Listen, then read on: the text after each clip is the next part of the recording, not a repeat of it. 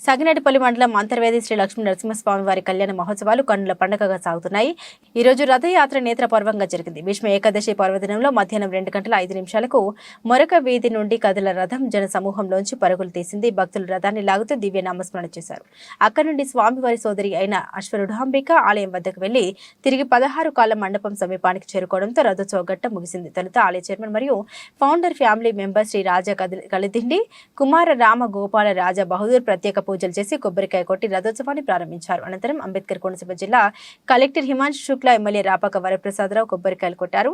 తెల్లవారుజామున స్వామి అమ్మవార్ల కళ్యాణ అనంతరం నూతన వధూవరులతో దేవాది దేవుడు మధ్యాహ్నం 2 గంటలకు రథంపై భక్తులకు దర్శనమిచ్చారు. కళ్యాణం అనంతరం స్వామివారు ఉభయ దేవరులతో కలిసి రథోత్సవంలో పాల్గొనడం అంతర్వేది క్షేత్రంలో శతాబ్దం కాలంగా ఆనవాయితీగా వస్తుంది. దీనికి గాను మెరక వీధిలో ఉన్న రథాన్ని సర్వాంగ సుందరంగా తీర్చిదిద్దుతారు. అనేక మంది భక్తులు రథం చుట్టూ అరటి గెలలు కట్టి మొక్కులు తీర్చుకుంటారు.